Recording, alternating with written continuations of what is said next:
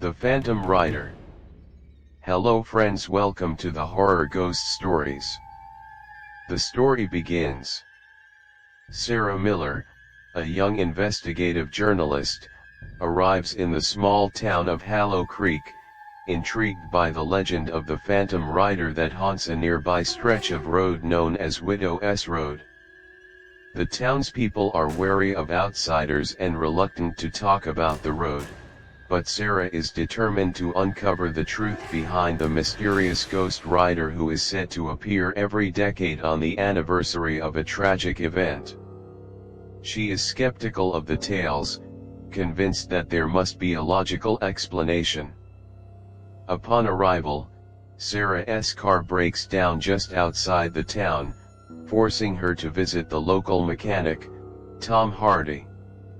As he works on her car, Sarah mentions Widow's Road, but Tom becomes visibly uncomfortable, advising her to stay away from it. He refuses to discuss it further piquing Sarah's curiosity. That evening, she visits the local library to dig deeper into the history of the town and the road. There, she discovers a century-old story about Ezekiel Hayes, the son of a wealthy landowner, and his forbidden love affair with Lydia Palmer, the daughter of a rival family. According to the story, the two lovers had planned to elope, but they met a tragic end on Widow S Road. Sarah learns that Lydia was struck by a horse and killed during the night of her escape attempt, and Ezekiel, devastated and consumed by guilt, was killed in a violent confrontation with his father. The townspeople believed that Ezekiel's spirit returned as the Phantom Rider, seeking revenge and eternal rest for his tragic death. The story suggests that every decade, the Phantom Rider appears on the anniversary of their deaths, claiming the soul of anyone who dares travel Widow S Road after dark. Despite warnings from the townspeople, Sarah decides to investigate Widow S Road herself. As night falls, she drives down the fog-covered path, her heart racing with unease.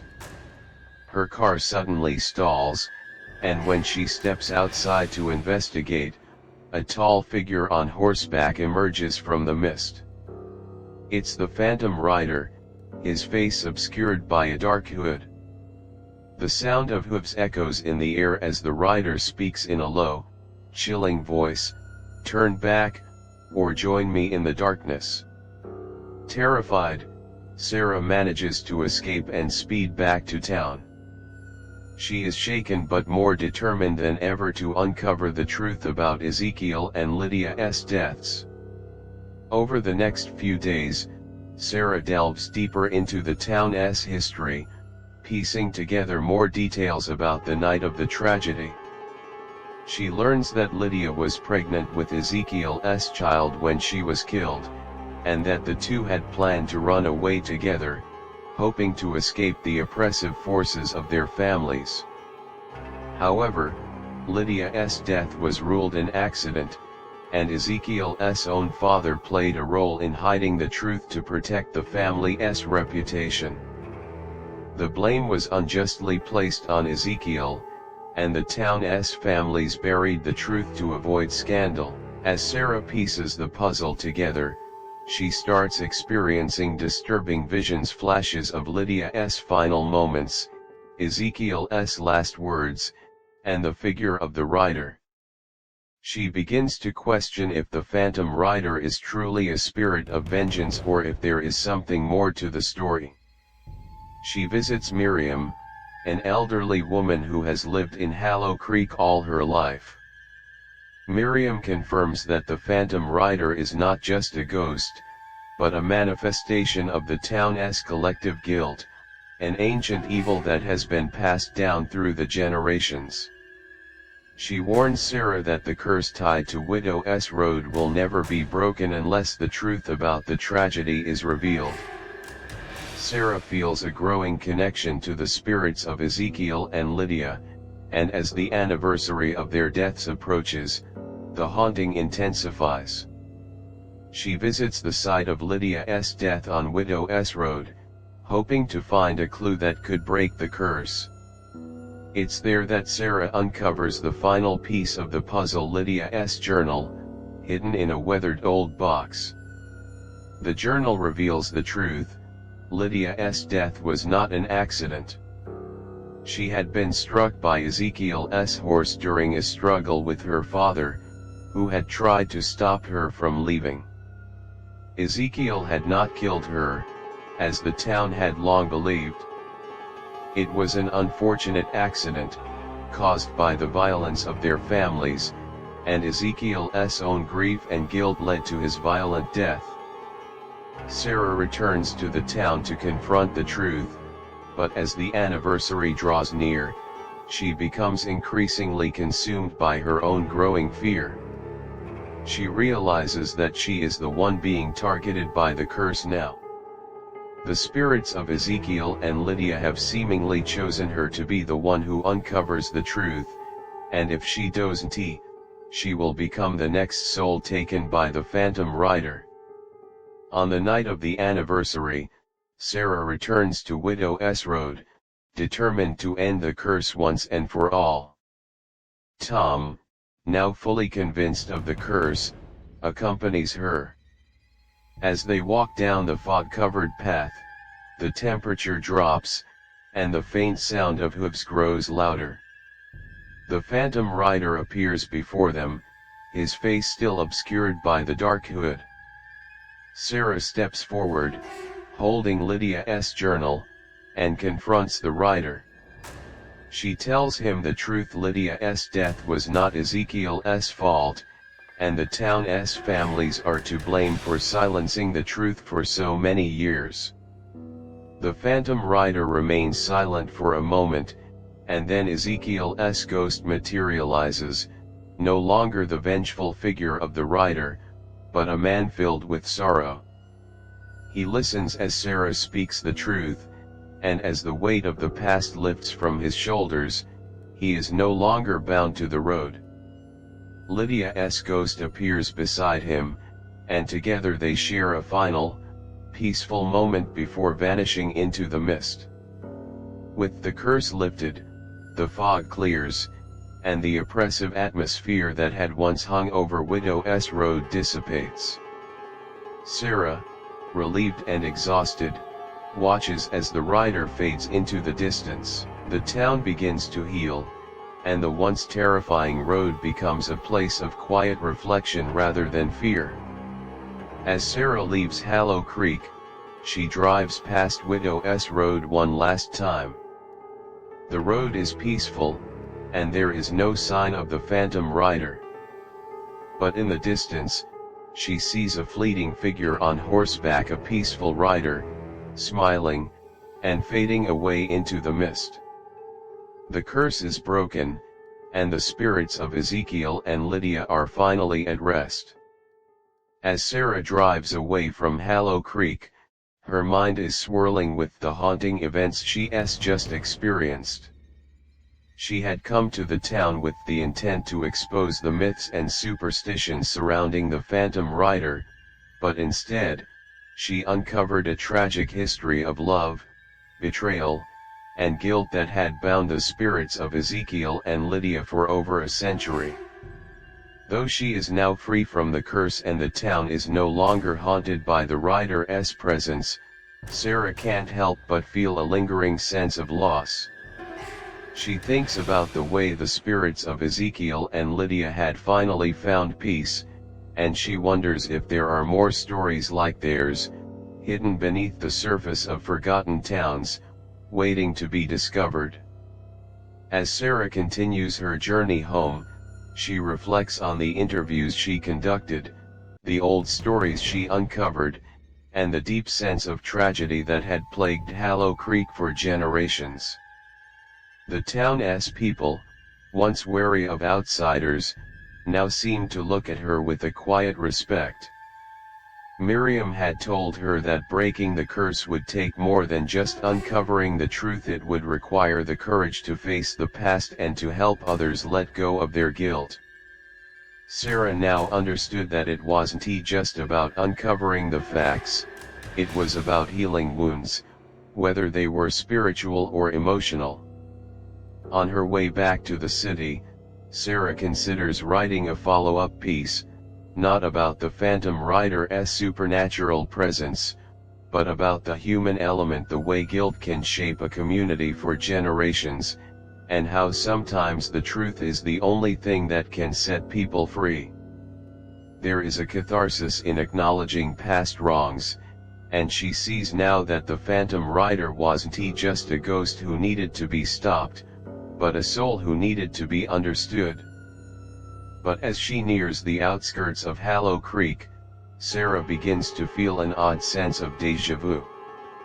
The road stretches ahead, and though she knows she's miles away from the town, something feels different.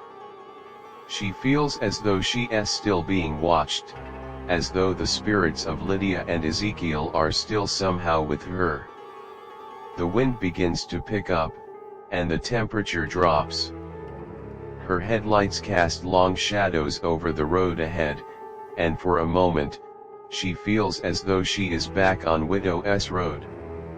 Suddenly, a figure appears in her rearview mirror, riding a horse. Sarah's heart skips a beat. It's the Phantom Rider again, but this time, there is no malice in his presence. As he draws closer, she sees that it's not the dark, vengeful figure she had encountered before. The man on horseback is smiling, his face calm and peaceful. It is Ezekiel, or perhaps it's a manifestation of the peace he's found since his and Lydia's souls were freed. Sarah pulls over to the side of the road, her hands trembling as she watches the rider approach. As he draws near, he raises his hand in a silent gesture of acknowledgement. There's no threat in his movements, only a sense of gratitude. Ezekiel rides past her, his horse's hooves making no sound against the pavement, and for a brief moment, their eyes meet. In that moment, Sarah knows that the story she came to uncover wasn't just about the Phantom Rider, but about the power of redemption, the importance of confronting the past, and the peace that comes with understanding. As she watches him disappear into the night, she feels a sense of closure, knowing that the spirits of Ezekiel and Lydia are finally at rest. As Sarah continues her journey home, she is no longer just a journalist chasing a story. She has become a witness to the resolution of a century-old tragedy, a tragedy that, through her courage and persistence, has finally been laid to rest. And though the road behind her is now quiet, she understands that some stories, though they may end, never truly fade away. They linger in the hearts of those who hear them, and in the memories of those who have lived through them. Her story, now more than just a tale of horror, will carry with it the message of redemption, forgiveness, and the deep, sometimes painful journey toward peace. As she reaches the city limits and the lights of the town come into view, Sarah feels a sense of fulfillment. Her mission is complete, and the Phantom Rider's curse has finally been broken, allowing the spirits of the past to rest. But somewhere in the depths of Hollow Creek, Sarah knows that if anyone dares to return to Widow's Road, they will find the truth that she discovered waiting to set them free. As Sarah finally nears the city limits, the lights of the bustling city seem like a distant dream compared to the quiet, haunted streets of Hollow Creek. The weight of the past few days, the fear, the haunting encounters, and the heavy truths begins to sink in. But as she drives, she can't shake the feeling that the story she uncovered isn't quite finished. Something about the journey felt unfinished, as though the ghosts of the past still lingered in the corners of her mind. As Sarah approaches a small crossroads on the outskirts of the city, something catches her eye. In her rear-view mirror, a faint glow appears behind her. Her heart races for a moment, a chill creeping up her spine, before she realizes it's not the Phantom Rider but something else. A small, glowing light, faint and soft, hovers in the air just behind her car. She pulls over instinctively, unsure of what it is, but her mind is filled with a sense of calm. The light is gentle, almost like a guiding beacon. Stepping out of her car, she gazes at the light, which seems to shimmer in the night. The warmth of its glow washes over her, and for a fleeting moment, she feels an overwhelming sense of peace. The light grows brighter, then softens, revealing a figure in the distance, a figure on horseback, but no longer the menacing presence of the Phantom Rider.